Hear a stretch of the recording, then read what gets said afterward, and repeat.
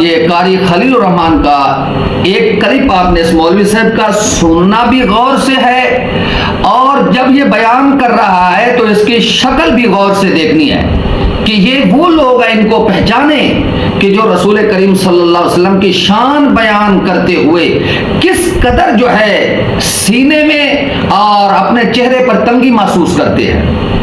آپ دیکھیں کہ یہ رسول کریم صلی اللہ علیہ وسلم کی شان بیان کرنے میں کس قدر تنگی کا مظاہرہ کر رہا ہے، تنگ دلی کا مظاہرہ کر رہا ہے۔ آپ ایک مرتبہ سماعت فرمائیں۔ یہ نہیں ہے کہ انبیاء قبروں میں نماز پڑھتے ہیں، یہ معمول نہیں ہے۔ ایک چیز ہے جو اللہ رب العالمین نے موسیٰ علیہ السلام کی زندگی کی، رسول اللہ صلی اللہ علیہ وسلم کو معراج پر ہدایت دی۔ سامعین، آپ نے دیکھا کہ یہ شخص چہرے کو بہت سختی مروڑ کے بیان کر رہا ہے کہ نماز قبر کے اندر پڑھنا انبیاء کرام کا یہ ان کی عادت مبارکہ نہیں ہے، یہ معمول نہیں تھا۔ جو نبی علیہ السلام کو معراج کی رات موسیٰ علیہ السلام کی زندگی کی ایک چیز دکھائی گئی تو یہ ان کا معمول نہیں تھا۔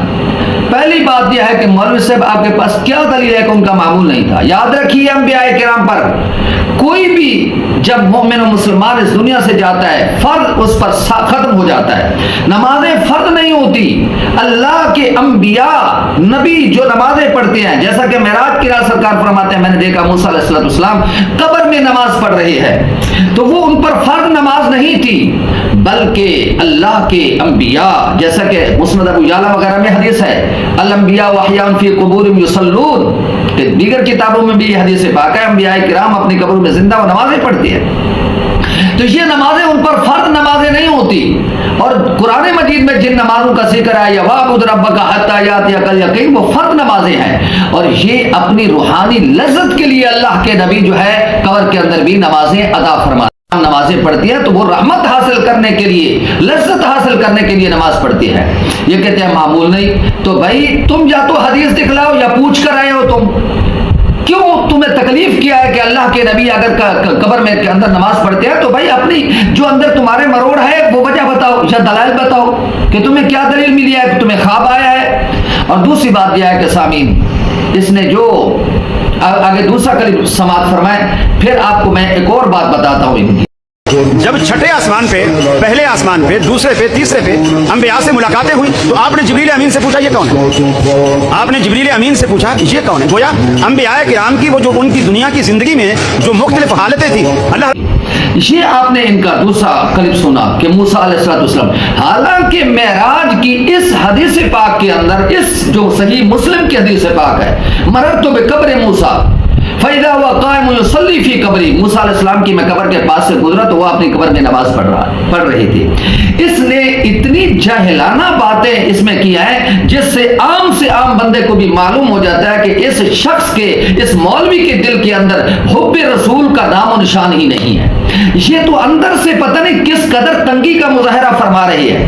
دیکھیے میں آپ کو بتاتا ہوں، اور اس پر میں مولوی صاحب پر، خلیل الرحمان پر سوال قائم کرتا ہوں، اگر جرت ہے ان کا کوئی چاہنے والا یا وہ خود میرے ان سوالوں کا جواب دیجئے، پھر میں آپ کو مانوں گا کہ آپ نے جو تنگی کا مظاہرہ کیا نبی علیہ السلام کی عظمت و شان بیان کرنے میں، تم جو ہے کس قدر تنگی کا مظاہرہ کرتے ہو، پھر میں تمہیں بتاؤں گا۔ تم پہلے میرے ان سوالوں کا جواب دو، تمہیں پتہ چلے کہ اہل سنت والجماعت نبی کریم صلی اللہ علیہ وسلم کی عظمت، نبی کریم صلی اللہ علیہ وسلم کی شان کو کس قدر دل کھول کر بیان کرتے ہیں اور تسلیم کرتے ہیں۔ اور یہی فرق ہے کہ اہل سنت والجماعت جو ہے وہ نبی علیہ السلام کی عظمتوں کو دل کھول کر بیان بھی کرتے ہیں، دل کھول کر سنتے بھی ہیں۔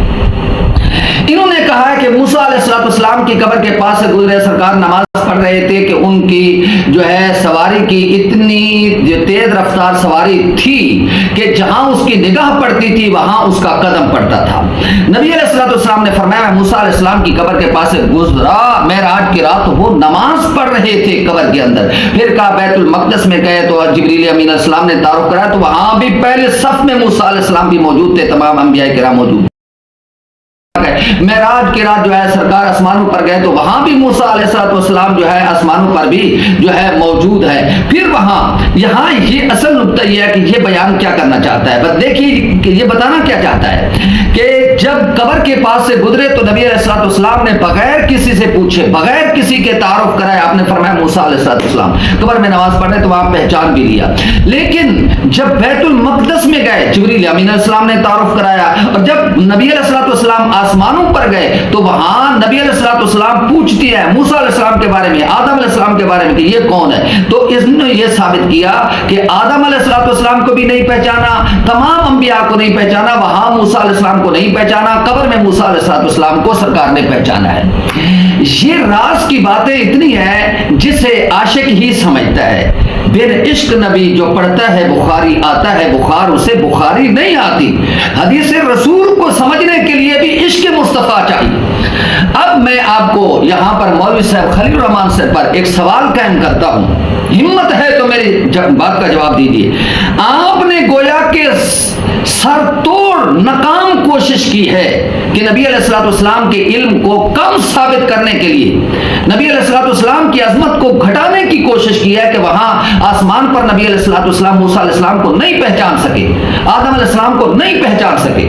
میرا سوال یہ ہے کہ مولوی صاحب نبی علیہ السلام جب معراج کی رات اب خود اپنی زبان سے تسلیم کر رہے ہیں کہ اتنی تیز رفتار سواری پر گزر رہے ہیں کہ جہاں اس کی جو ہے نگاہ جاتی ہے وہاں اس کا قدم جاتا ہے, اتنی تیز رفتار سواری ہے برا.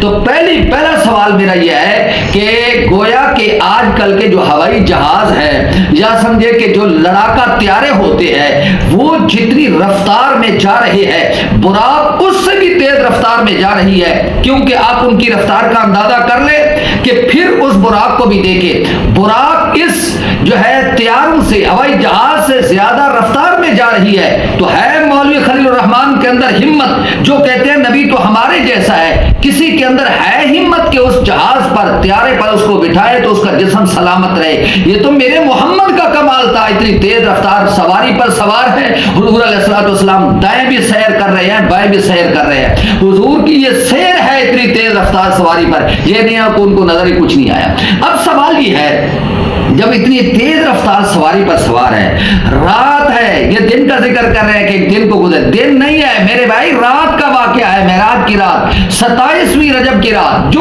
خوب اندھیری رات, چاند بھی نہیں ہے اس رات کو, خوب اندھیری رات. میرا سوال یہ ہے نبی کریم صلی اللہ علیہ وسلم جب اتنی تیز رفتار سواری پر سوار ہے اور سرکار دو عالم صلی اللہ علیہ وسلم جا بھی رات کو رہے ہیں, اتنی تیز رفتار سواری پر سوار ہے, تو محمد کو کیسے پتا چل گیا کہ موسیٰ علیہ السلام کی قبر ہے قبرستان میں؟ حضور اتنی تیز رفتار سواری پر جا رہے ہیں, تم تو علم غیب بھی نہیں مانتے, حضور کا علم اتنا کم کر رہے ہو کہ موسیٰ علیہ السلام کے بارے میں آسمان سے پوچھ رہے ہیں. میں پوچھنا چاہتا ہوں اتنی تیز رفتار سواری پر اتنی گھوپ اندھیری رات میں محمد کو کیسے پتہ؟ اگر تم کہو کہ گزر رہے تھے تو ان کو پتہ چل گیا, میں پوچھوں گا کیا کتبہ لکھا ہوا تھا, کوئی تختی لکھی ہوئی تھی؟ نبی علیہ السلام تو موسیٰ علیہ السلام کی قبر پر زندگی میں گئے نہیں تھے, تو پھر حضور کو پتا کیسے چلا؟ اگر تم کہو کو کتبہ لکھا تھا, کوئی تختی لکھی تھی, تو پھر میں پوچھتا ہوں کہ اتنی تیز رفتار سواری پر محمد نے وہ جو لکھا تھا کتبہ اس کو پڑھ کیسے لیا؟ محمد نے جب اس کو بھی پڑھ لیا تو پھر میرا اگلا سوال یہ ہے کہ سرکار دو عالم صلی اللہ علیہ وسلم کو اتنی تیز رفتار سواری پر سوار ہے, حضور رکے بھی نہیں ہے, جا رہی ہے, لیکن حضور یہ بھی دیکھ رہے ہیں قبر کے اندر کیا ہو رہا ہے اور کون ہے قبر کے اندر. انہیں یہ بھی علم ہے کہ موسیٰ علیہ السلام ہے, پھر کیا کر رہے ہیں, وہ نماز پڑھ رہے ہیں, حضور یہ بھی دیکھ رہے ہیں. تو اب ان باتوں سے آپ بتائیں کہ علم مصطفیٰ ثابت ہوتا ہے, عظمت مصطفیٰ ثابت ہوتی ہے, یا حضور کی لا علمی ثابت ہوتی ہے؟ پھر اس کا بھی میں جواب دوں گا جو تم نے آسمانوں والی باتوں پر نبی علیہ السلام کے علم کو کم کرنے کی کوشش کی. ان تمام باتوں میں معراج کے پورے سفر میں عظمت مصطفیٰ کا اظہار ہے.